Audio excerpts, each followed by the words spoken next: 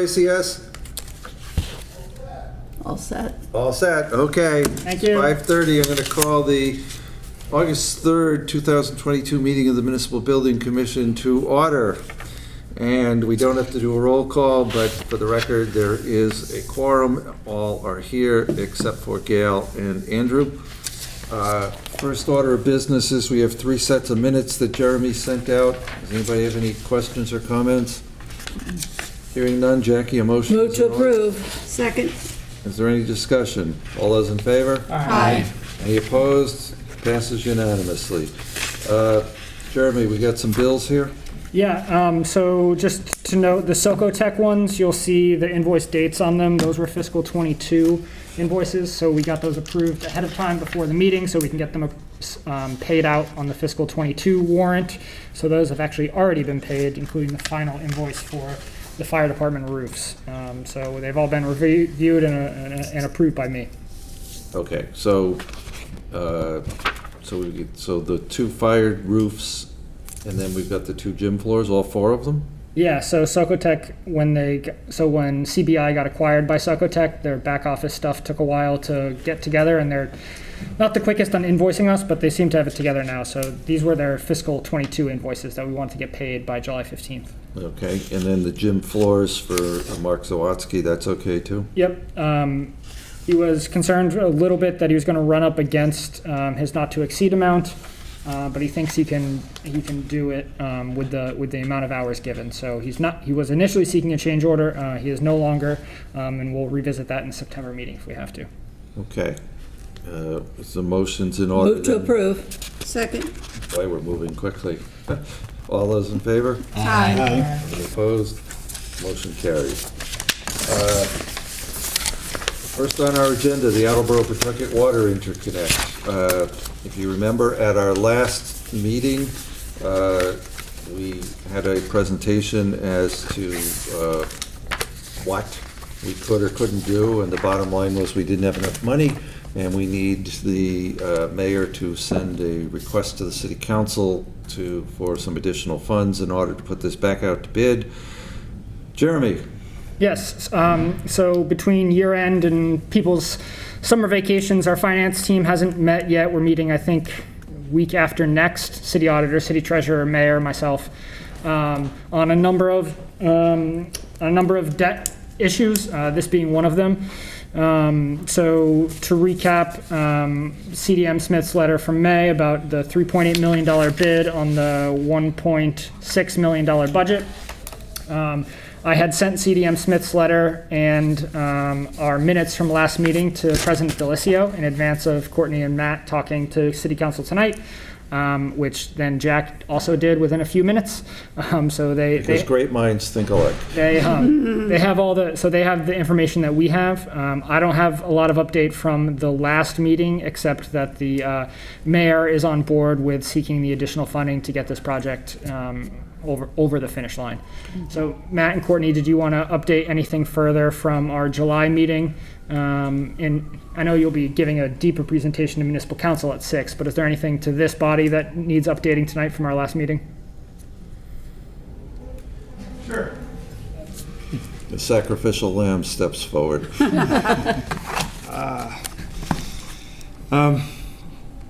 My action item leaving here last time was to contact vendors and look into VFD lead times, which were, as discussed at some length, kind of the driver behind some of the cost, adding risk to the project and the contractor specifically. We spoke about the city procuring the pump station separately, and then at a later time bringing a contractor in to install so that they didn't have to basically bid the project and sit and do nothing for a year while this thing got manufactured. So came down to the wire, but did hear back from manufacturers specifically on the lead times for VFDs.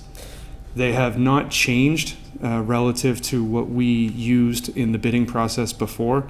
So the actual lead time for what we specified is 57 weeks, just the VFD itself. So divide that by 4, it's only a little less than 15 months. It's not 18 months. No, but just to be clear, that's the lead time itself. So then you gotta order it in advance. Yep. So time to get ready for bid award, or bid period award. The lead time for the VFD to get to the pump station manufacturer itself, essentially to get it on site, is 76 weeks from go. Now, I do want to say there are other VFD options that are a little less robust, and for an emergency pump station, it's something that we're not necessarily ready to recommend, but we're looking into. That would reduce that lead time by approximately, or the total time by approximately 13 weeks. So, 3 months.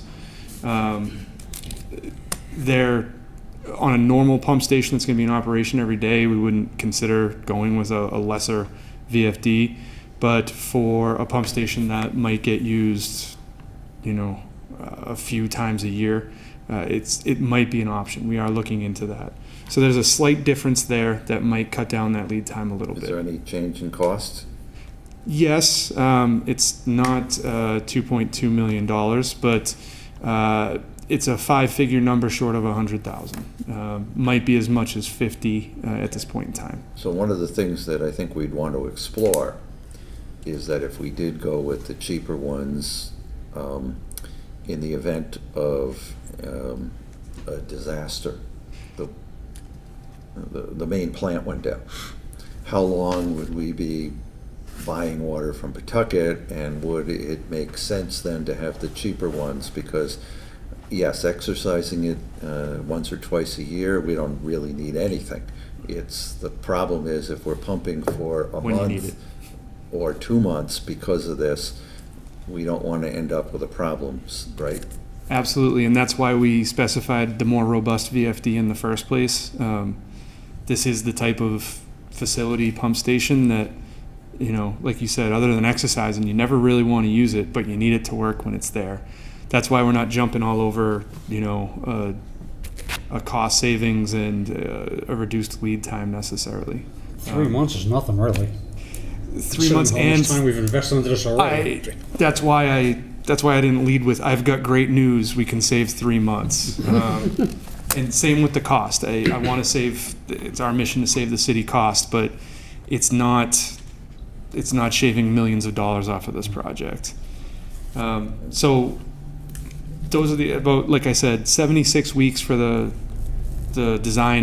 previously specified VFD, from this is how we want to proceed to on-site. Now, there's no guarantees on that, but that's the schedule that we've worked with the vendors on thus So far. if we can get the finance team to send something down to the council, we can get the council to pass it sometime this fall, we're still looking at 2 years before we'd have this pump station working, correct?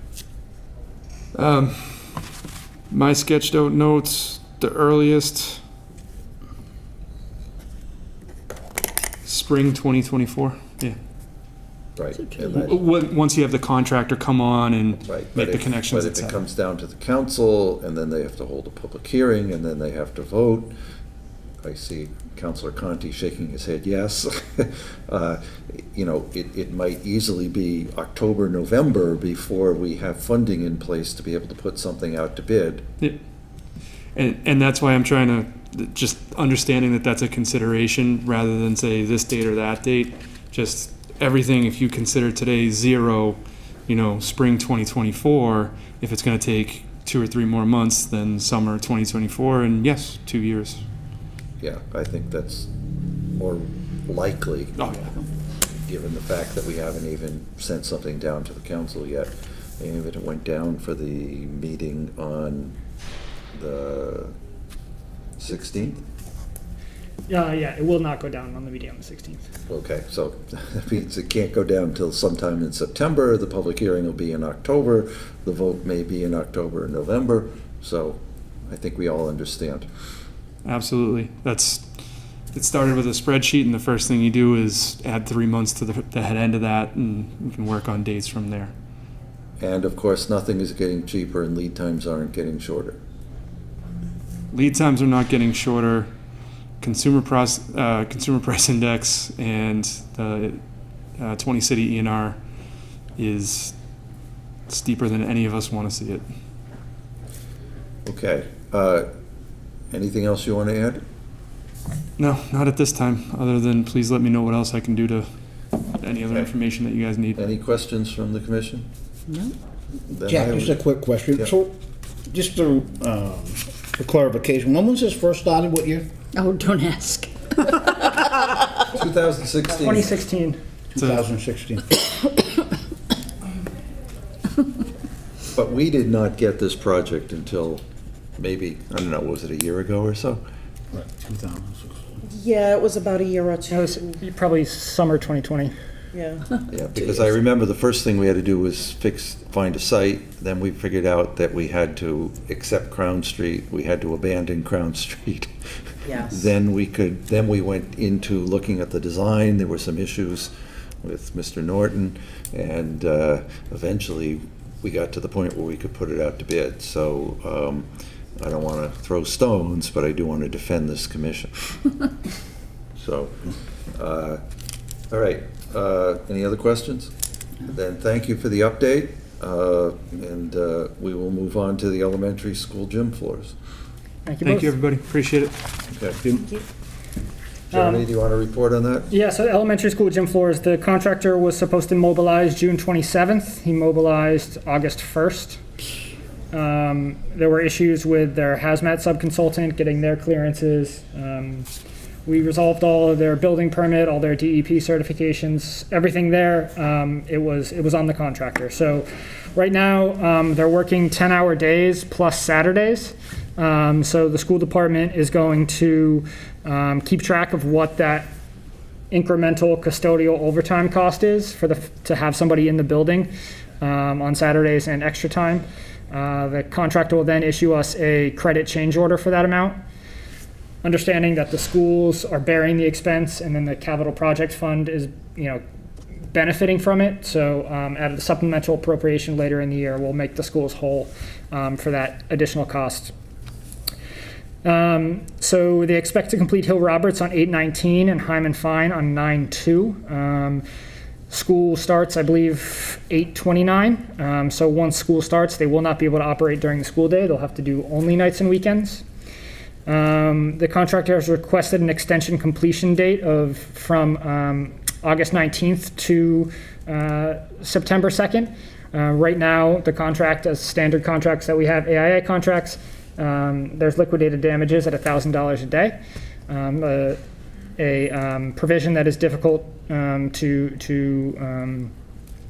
is sometimes difficult to take to fruition. So if we can issue a no-cost change order that extends the completion date to 9/2. It's not in front of you tonight, and it'll be in front of you later, pending the satisfactory progress and completion of work. If we're not satisfied with the work, I wouldn't recommend that to you all. But we're moving. They're on site. Mark Zawodzki from Port Construction Consulting is on site. Sent notes today. So I'll keep the committee updated on that, but we're hopeful that first week of September will be finished, now that he's finally there. Mike? So, Jeremy, just a quick question. So, is there additional testing that's required now that the date is closer to when the students are coming back into the building? I mean, we're going to see an environmental truck pull out, and then we're going to see a school bus pull in the next day. I think that's going to be a little concerning to So the people. demo should be all done by then. So the environmental concern is on the demo, is on It's the not the existing. installation of the new floor, Mike, it's taking out the old one. Right. So that, they're be going done. great guns right now on. Yeah, and right now they have, And that'll be completed in far enough time where they can do Yes, the and, testing. and That's and right. I believe I saw an email today where Mark was saying, why don't you put 2 crews on the demo and make sure you get it out Right. in time. and they have, air quality monitoring and sectioned off and that. So the schedule right now is to complete demo well in advance before the Yeah, students so arrive. it's not the new product, it's the old product. Right. Good question, though. Thanks for the clarification. Any other questions? Okay, then we don't need to take any votes on this at Correct. this point? Okay. Council on Aging feasibility study? Yep, so we just got the contract back from Abacus Architects and Planners, who this commission recommended to the mayor. So we have a contract for $124,500. That is circulating now on the city side to get approved. We'll have a signed contract probably early next week, and then we'll schedule a kickoff with Council on Aging, myself, and the and the folks from Abacus. So that's just underway now. Next, they're gonna leave us $500. Well, Well, actually, Jeremy spent some money advertising, so that's really all we had. yeah. Didn't quite spend 500, but we were able to squeak $300 out of him. Under budget. Under budget, that's right. It'll be under budget and on time because we save about $300 overall. Exactly. And, okay, and then City Hall envelope is still on hold? Yeah, so we're going to discuss that at the finance team meeting in August. I'm still talking with departments to see what should all be involved in this. I don't want to start a project too quickly and then miss some stuff that we could have gotten some economies of scale out of with a general contractor. So we're still doing some scope definition there, and as finance committee is, the finance team's progresses on their end, I'll update the committee as well. But that will be assigned to the Municipal Building Commission in the coming months. Okay, joint public safety. So we had a kickoff meeting a few weeks ago, like the agenda says, with both Chief Hagney, Chief LaChance, Jack, the mayor, myself, and the architects. Both chiefs had to fill out these extensive surveys from KBA that said things, how many of this do you have? How many of that? What do do you have this program, that program? And that big data dump, and then an hour-long conversation about a brain dump. What kinds of things work for you, don't work for you? What would you like to see? What don't you care for? What are you going to do in the coming years? So KBA is just getting started on that. They're going to take those quantitative, qualitative pieces, go back and think on it, and update us shortly. So that's well underway. Yeah, one of the things we did was we discussed a half a dozen fairly obvious sites, but we also know that there's probably at least a half a dozen other sites that may be available, because it's not just the what, it's the where and the how much. So, we're basically on day 10 of day 2 of 270. So, That's good. all right. So, the next meeting of this body is September 7th at 5:30 p.m. here. The next meeting that you all may be attending is 2 weeks from tonight in the Zito room at the new high school. And I assume we'll all be able to, figure out whether we're going to get there a little early to walk around or whether we'll walk around the building after the meeting, but we'll figure that out. The ribbon cutting is the night before that, the 16th at 5 p.m.